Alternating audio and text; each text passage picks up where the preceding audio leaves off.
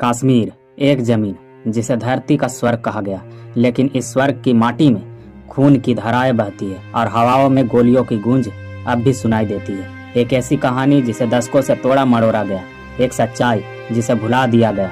आज हम उस भूली हुई सच्चाई को सामने लाएंगे, बिना एजेंडे, बिना झूठ, सिर्फ तथ्यों और गवाहियों के साथ।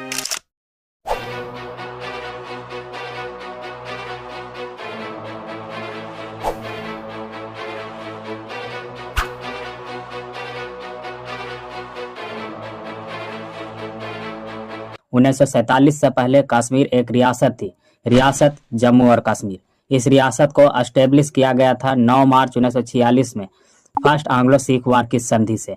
इसे पूरी तरह समझने के लिए हमें इससे कुछ साल पीछे चलना होगा। साल 1839 में महाराजा रंजीत सिंह की मृत्यु हो जाती है, जिसके बाद सिख साम्राज्य कमजोर हो जाता है। राज दरबार में षड्यंत्र, हत्याएं और सत्ता की लड़ाई शुरू हो जाती है, जिसके बाद सिख दरबार में कोई मजबूत नेता नहीं बचता है। अंग्रेजों ने इस कमजोरी को भांप लिया था और इस राज्य को हड़पने की योजना बनाने लगे, क्योंकि अंग्रेजों की नजर बंगाल, मैसूर, मराठा और अवध जीतने के बाद पंजाब पर ही टिकी थी, जो एकमात्र मजबूत स्वतंत्र राज्य था।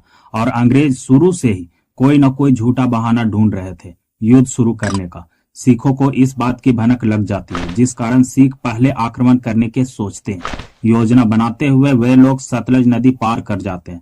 दरअसल सतलज नदी अंग्रेज और सिखों की सीमा मानी जाती थी, जिस कारण अंग्रेजों को मौका मिल गया और उन्होंने आक्रमण घोषित कर दिया और युद्ध छिड़ गया। और ये सीमा पार करने का सारा षड्यंत्र सिख दरबार के दो बड़े नेता लाल सिंह, जो कि वजीर था, और सेनापति तेज सिंह के द्वारा किया गया था, क्योंकि ये गुप्त रूप से अंग्रेजों से मिल चुके थे।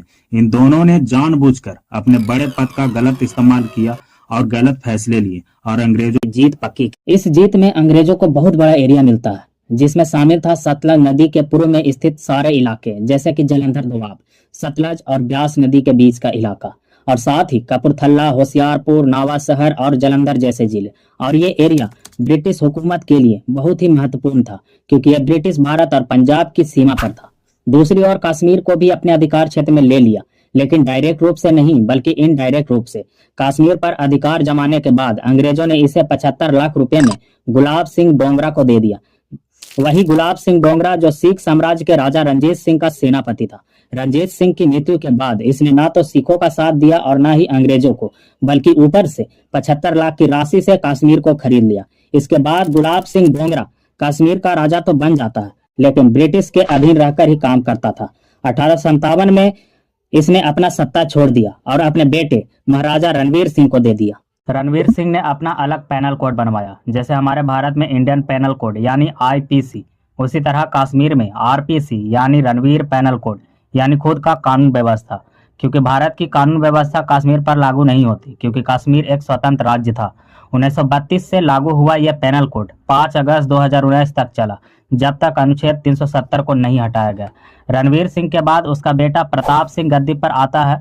फिर प्रताप सिंह के बाद उसका भतीजा महाराजा हरि सिंह गद्दी पर आता है, जो कश्मीर का अंतिम शासक होता है। ऐसे तो हरि सिंह एक हिंदू राजा था, लेकिन इसके रियासत में मुस्लिम जनसंख्या अधिक थी।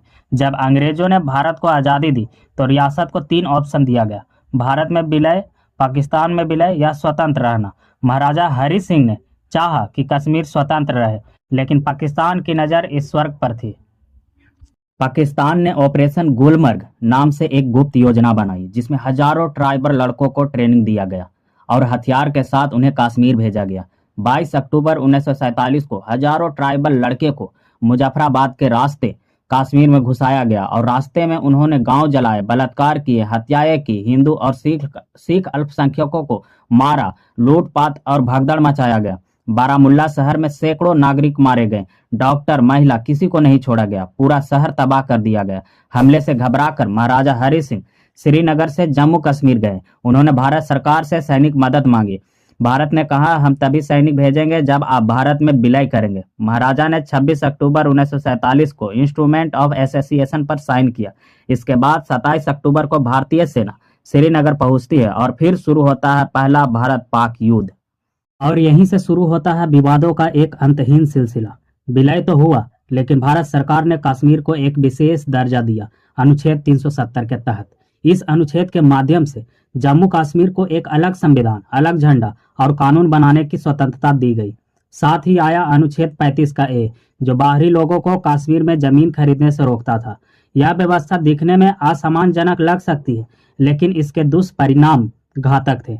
एक तरफ यह राज्य भारत से पूरी तरह नहीं जुड़ पाया, दूसरी ओर अलगाववाद की जड़ें गहरी होती चली। सबसे बड़ा सदमा आया 1990 में, जब कश्मीरी पंडितों को रातों रात अपना घर छोड़ने पर मजबूर किया गया, और वो भी ऐसे लोगों को जिनकी वजह से कश्मीर बना। कश्मीर में कश्मीरी पंडितों का इतिहास कश्मीर के निर्माण से जुड़ा है। प्राचीन हिंदू मान्यताओं के अनुसार कश्मीर एक समय में झील था, जिसे महर्षि कश्यप ने सुखाया था। इस झील को सुखाकर यहाँ मानव बसाहट की शुरुआत की गई थी। विस्तार से अगर आप सब देखें तो कश्मीर का अर्थ ही होता है कश्यप प्लस मीर। मीर का मतलब झील, यानी कश्यप की झील, और यही कश्यप के वंशज माने जाते हैं कश्मीरी पंडित। वैदिक और पुरानिक काल के दौरान कश्मीर में वैदिक धर्म और सनातन परंपराएं खूब फैली फूली। यहाँ उच्च स्तर का शिक्षा ज्ञान केंद्र स्थापित हुआ। उस समय संस्कृत भाषा का गढ़ बन गया था कश्मीर। कश्मीर के ऋषियों ने नीलमत पुराण और राजतरंगिणी जैसी महान ग्रंथों की रचना की। समय बीतता है और 14वीं सदी आते आते कश्मीर पर एक मुस्लिम राजा की नजर पड़ती है, जिसका नाम था शाह मीर।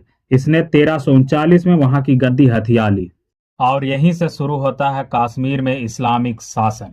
इसके बाद कई हिंदुओं को जबरन इस्लाम कबूल करवाया गया, मंदिर तोड़े गए, संस्कृत विद्यालय जलाए गए, और हजारों पंडितों ने या तो पलायन किया या तो धर्म परिवर्तन किया। फिर भी इतना कुछ होने के बाद भी पंडितों का एक छोटा सा समूह एक घाटी में डटा रहा और अपनी परंपरा, सांस्कृतिक और धर्म को बचाए रखा। 1947 में जब भारत पाकिस्तान का बंटवारा हुआ, तब भी कश्मीरी पंडित घाटी में ही थे और प्रशासन के बड़े बड़े पदों पर कार्यरत रहे। लेकिन धीरे धीरे घाटी में पाकिस्तानी आतंकवाद और इस्लामिक कट्टरता बढ़ने से 1990 में उन्हें बड़ी संख्या में पलायन करना पड़ा। और अब जब बात 1990 की आ ही गई है, तो इसे डिटेल से समझिए कि क्यों हुई थी ये घटना और आखिर क्यों पंडितों को कश्मीर छोड़कर भागना पड़ा। दरअसल हुआ ये था कि 1987 में जम्मू कश्मीर में विधानसभा चुनाव था, जिसमें बड़े पैमाने पर धांधली हुई थी। एक मुस्लिम यूनाइटेड फ्रंट नाम का एक इस्लामिक संगठन था, जिसे वहां के मुसलमानों ने भारी समर्थन दिया था। लेकिन सरकार ने चुनाव जीतने के लिए धांधली कर दी, जिससे घाटी के मुसलमानों में गहरा असंतोष फैल गया और पाकिस्तान ने इस चीज का फायदा उठाते हुए वहां आतंकवादी गतिविधियों को उकसाना शुरू कर दिया। आईएसआई, जो कि पाकिस्तान का खुफिया एजेंसी है, उसने कश्मीर में हथियार और पैसे भेजने शुरू कर दिए। इस संगठन का सीधा सा मकसद था कि कश्मीर में हिंदुस्तान विरोधी आंदोलन को हवा देना, और इसी हवा में दो आतंकी संगठनों का जन्म हुआ। पहला था JKLF, यानी Jammu and Kashmir liberation front. इसका काम था आजाद कश्मीर की मांग करना। दूसरा था हिजबुल मुजाहिदीन। इसका मकसद था कश्मीर को इस्लामिक स्टेट बनाना। इन संगठनों ने खुलेआम कहा, या तो इस्लाम कबूल करो, या मरो, या भागो। सितंबर 1989 में पंडित नेताओं को टारगेट कर करके मारा जाने लगा, जैसे पंडित टीकालाल टपलू की हत्या की गई। वही टीकालाल टपलू जो भारतीय जनता पार्टी यानी बीजेपी के प्रमुख नेता में से एक थे और जम्मू कश्मीर के एक जाने माने नेता भी।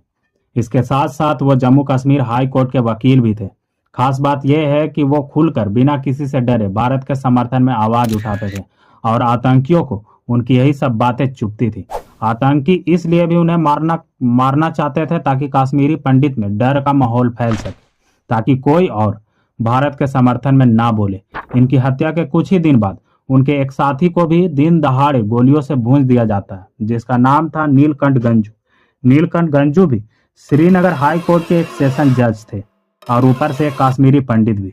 इनकी हत्या का कारण मात्र यह था कि उन्होंने एक आतंकवादी को फांसी की सजा सुनाया था। दरअसल हुआ यह था कि 1960 के दशक में मकबूल भट्ट नाम का एक आतंकवादी कश्मीर में भारत के खिलाफ हथियार उठाया और साथ ही एक खुफिया अधिकारी अमरचंद की हत्या की, और इस केस की सुनवाई नीलकंठ गंजू जी ने ही की थी। इन्होंने सबूतों के आधार पर मकबूल भट्ट को मौत की सजा सुनाई। इसके बाद मकबूल भट्ट को 1984 में दिल्ली के तिहाड़ जेल में फांसी दे दी गई। इसके बाद JKLF और पाकिस्तान समर्थित आतंकवादियों ने ठान लिया था कि जज नीलकंठ गंजू को मार देना है।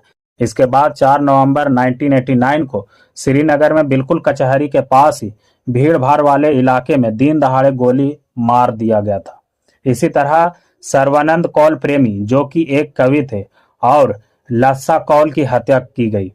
इन घटनाओं के बाद से ही कश्मीरी पंडितों के घरों पर धमकी भरे पोस्टर चिपकाए जाने लगे। और तो और 19 जनवरी 1990 में कश्मीरी पंडितों के लिए काला दिन भी साबित हुआ। पूरी घाटी में मस्जिदों से लाउड स्पीकर पर नारे लगने लगे कि कश्मीर बनेगा पाकिस्तान। सड़कों पर हजारों लोगों की भीड़ लगने लगी। भारत विरोधी और हिंदू विरोधी नारे लगने लगे। रातों में पंडितों के घरों में घुसकर उन्हें मारा जाने लगा। महिलाओं पर हमले हुए, यहाँ तक कि लिस्ट बनने लगी कि किस पंडित को मारना है। उस समय कश्मीर में राजपाल शासन लागू था, यानी कश्मीर सीधे केंद्र सरकार के नियंत्रण में था। फिर भी सरकार ने कोई एक्शन नहीं लिया। नतीजा यह कि कश्मीरी पंडितों को रातों रात भागना पड़ा। उस समय लगभग 4 लाख कश्मीरी पंडितों ने अपना सब कुछ छोड़ वहां से विस्थापित हो गए। 5 अगस्त 2019 में सरकार ने अनुच्छेद 370 को और 35 के ए को समाप्त कर दिया। इस ऐतिहासिक फैसले को किसी ने लोकतंत्र की जीत कहा तो किसी ने तानाशाही कहा, और यही सब कारणों से आज कश्मीर फिर से 2 भागों में बंट गया है। एक जो बदलाव चाहता है और एक जो पुराने जख्मों को खुदेरता है। लेकिन सच्चाई यही है कि कश्मीर भारत का है, था और रहेगा, क्योंकि कश्मीर हमेशा से हिंदुओं का था। मुसलमानों ने तो कहीं से आकर इसे छीना है, और छीनी हुई चीज अपनी नहीं होती। इनके हिस्से में तो आज भी सिर्फ रेत है। लेकिन जो भी हो, अब जरूरत है एक ऐसे नेतृत्व की जो विकास को प्राथमिकता दे, एक मीडिया की जो सच्चाई दिखाए, और एक समाज की जो आतंक नहीं इंसानियत की बात करे।